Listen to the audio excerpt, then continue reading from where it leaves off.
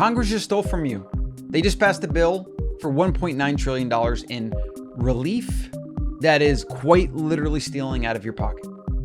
So what does this mean for your bank account? I'm going to post this on all my channels because it's kind of like a PSA, I feel like, and I want everyone to just wake up to these things. I'm going to give you a few tips for what you do to prepare yourself for this. And I'm going to explain at a very shallow level, inflation and whatever. There's going to be some things that I'm going to say that need further explanation. So, bear with me. But basically, what happens every time that the government prints their phony money, right? They just create money out of thin air. They create numbers on a screen. And in fact, last year, as of 2020, 1/5 of all US dollars in existence were made last year. Like they were made last year. Fiat's not connected to anything. It's not backed by anything. And therefore, you get inflation. 1.9 trillion was just added as of recent. That's going to go into the money supply. It expands the money supply and it lowers your purchasing power. Okay. The more there is of something, the less valuable it is, right? We've all heard of the Zimbabwe $1 trillion bill because they had hyperinflation. And not in Germany, when they had hyperinflation, it was stacks of money being burned for fuel because it basically had no value. The government just printed dollars, or not dollars, whatever, Rhine marks or whatever it was. And the people lost faith in it because they knew it wasn't based on anything. It had no value. People stopped accepting it. And then the entire thing came collapsing down. This is what you get with any fiat dollar system. Every fiat dollar in the history of mankind has lost all of its purchasing power. Like American dollar and the pound are the longest standing fiats in existence. The pound's been there for like 100 years, 300 years, I think. But it's lost like 99.9% of its value. The US dollar has lost about 97% of its value since like 1920 or 30. So when the government prints money, they're taking money out of your pocket. When you keep money in a bank account, every year, 3 to 5% is probably an average. Some years it's more than that. Inflation is taking more money out of your pocket. In 10 years, if you have $100 in your bank account, you basically have nothing. I can't really give a full treatment of this. Like you have to understand scarcity and money and fiat, and there's a lot of different things here. The thing that you can do is you can prepare. So even if you slightly agree with what I'm saying, or you're slightly aware of it, like you don't have to have a full historical treatment or understanding to be able to prepare yourself. When the government prints more money, they make the money that you have right now worth less. That's like literally as simple as it gets. The way to prepare yourself, I've talked about it before. I'm gonna give you 4 quick things, very simple. I'm gonna keep this video short. The first thing you should do is you should get your passport. Because if the dollar collapses in America and it goes crazy and we have social unrest and a bunch of bad stuff can happen as a result of that. If that happens, you want to get out as early as possible, as fast as possible, right? Having your passport means you're not landlocked and you can go somewhere else. 2, own a bit of silver and gold on your person, okay? Now, I owned a lot more silver and gold last year and I decided to start selling some of that off for reasons I'll get to with number 3. But having a little bit on your person, on yourself, not in a vault somewhere, no one else is holding it, that is a very good insurance policy. Now, there are issues with silver and gold. There are certain inflation pressures and the price is manipulated, and it's kind of changed my perception of them quite a bit. But I don't think there's anything wrong with having some physically so that if you needed to get out of the country, you could use that to pay your way or whatever. The reason I don't own as much of it now is because of number 3, buy Bitcoin.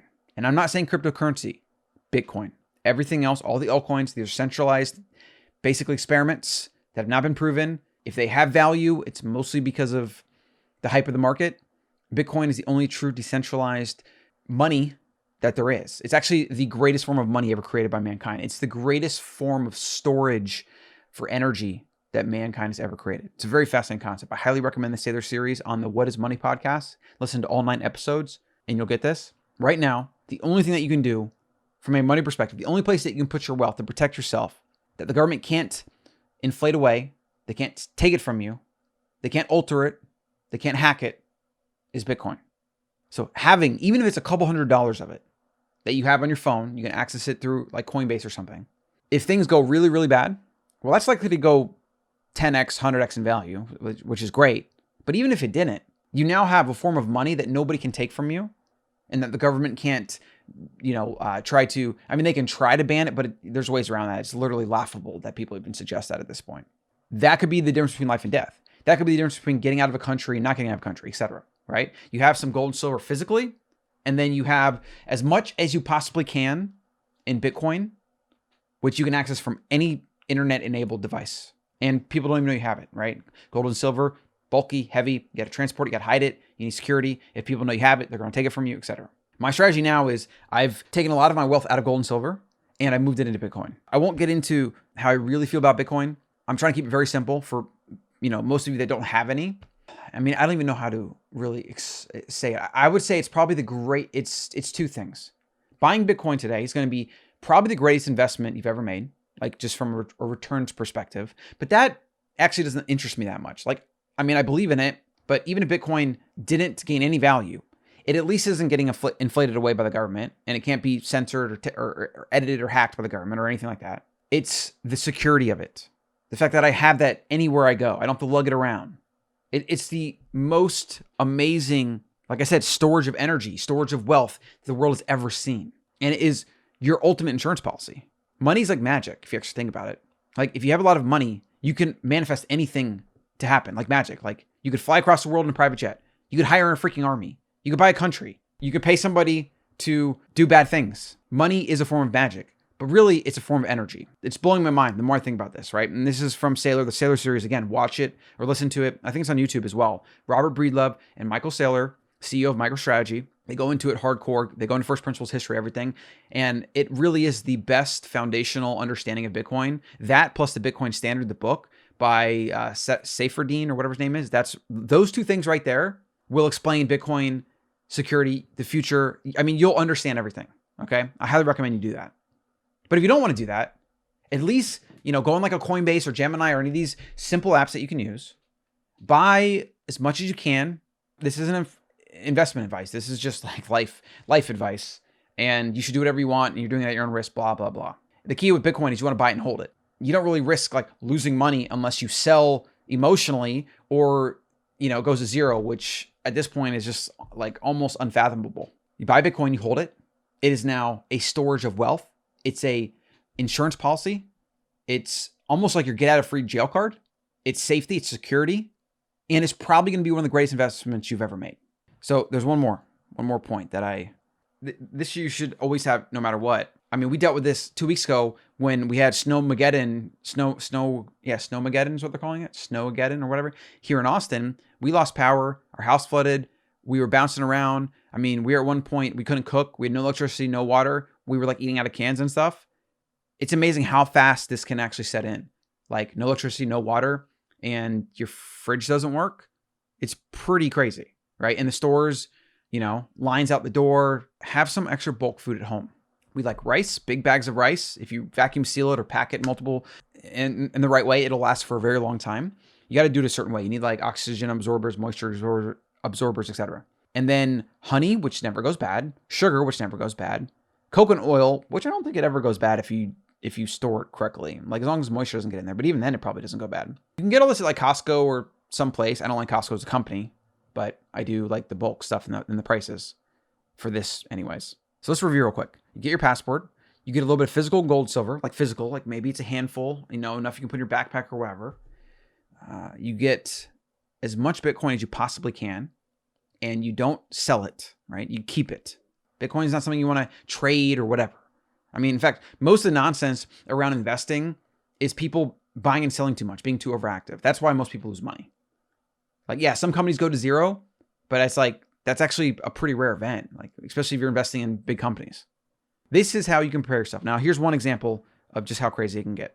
All right. So history repeats itself because human nature does not change to keep up with societal and technological change. Like our biology cannot adapt fast enough. That's why people are getting sick in an environment where there's massive amount of sugar, carbs, and seed oils.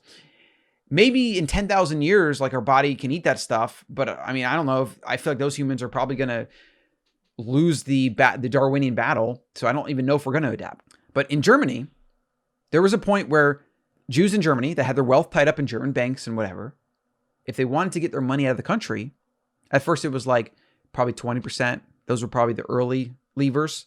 Then 50%. At one point, it was as much as 90% of your wealth was going to be the cost to get your money out of the country. And if you left it in the country, it was just confiscated, right? That's even if you were lucky enough to act like a little bit ahead of time. And then don't even get me started on the human cost of people that just decided, oh, well, it'll get better. And they were stuck to the status quo and they were basically being delusional. And they just thought if they did nothing, it'll work itself out. And look how that went. Nobody can predict the future, but we can focus on some first principles. Fiat dollars always collapse. We have plenty of historical evidence of that. Humans and wars and strife and like these things happen, right? All the time. Civilizations crumble. The Roman Empire crumbled. And a lot of people would say because they got fat, happy, and they had too much abundance. Perhaps see any correlations to America?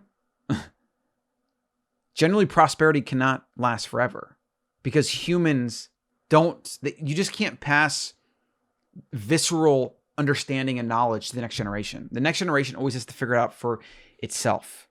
And over a long enough period of time, that's why institutions usually crumble and governments crumble and civilizations crumble.